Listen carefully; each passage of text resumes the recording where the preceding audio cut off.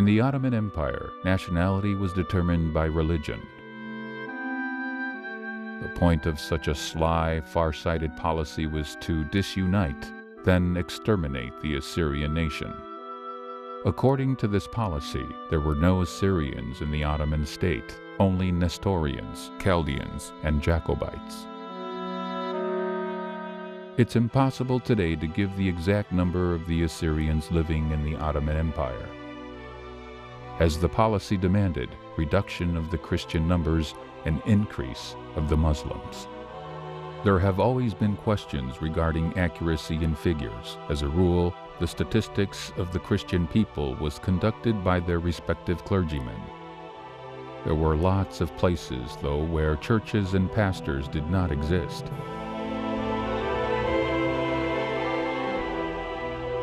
The Christians lived together with the Muslim majority. Thus their numbers were disguised.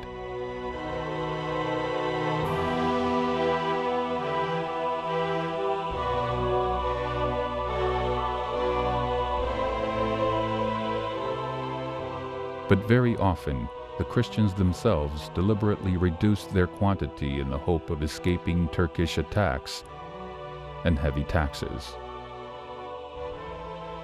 A systematic census of the empire usually was not carried out at all.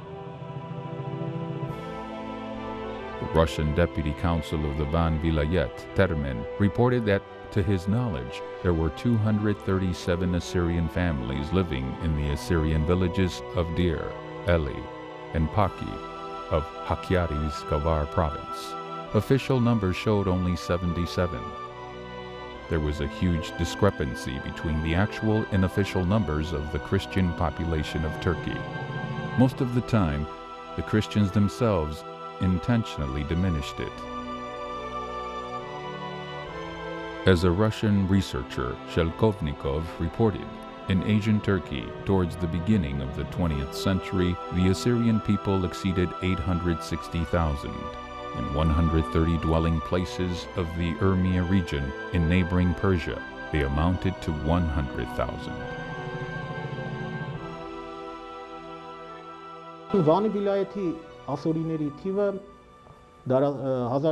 There were 100,000 Assyrians living in the Van Vilayet.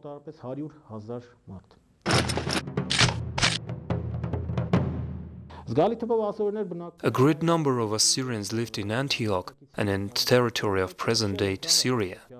We should take into consideration that the word Syria, which has always been Assyric in Armenian sources, is in fact the homeland of the Assyrians.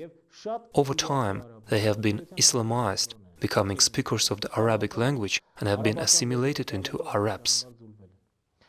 There were Assyrian-populated communities in the vilayets of Diyarbakir, Bitlis, Van.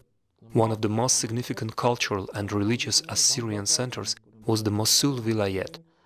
The population of the northern regions of Mosul, especially of the villages of Zakho, Mosul, Peish Khabur, consisted of mostly Chaldean Assyrians.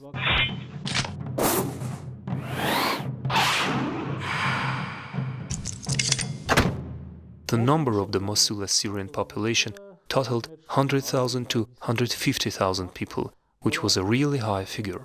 There were Assyrian communities in the city of Urfa or Edessa. Many Assyrians lived together with Armenians in the city of Kharbert, particularly in the southern part of the city.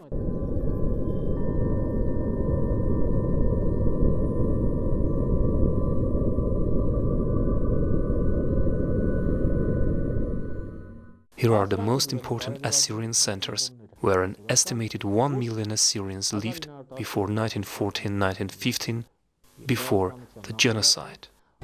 Much can be said about sympathy and fraternal love between those two nations.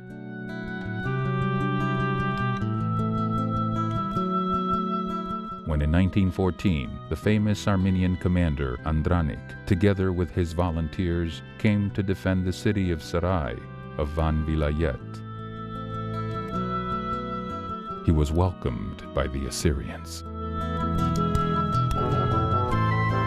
After the battles, the grateful Assyrians gave him a stallion named Aslan that later became his most faithful comrade in arms.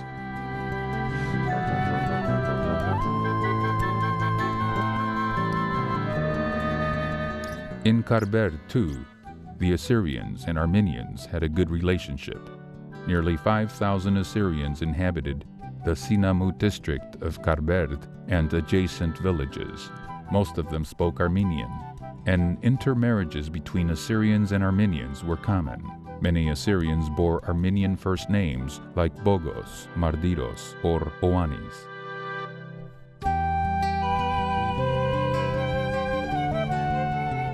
Thus, at the beginning of the 20th century, in different regions of the Ottoman Empire, two neighboring Christian nations, Assyrians and Armenians, lived peacefully side by side.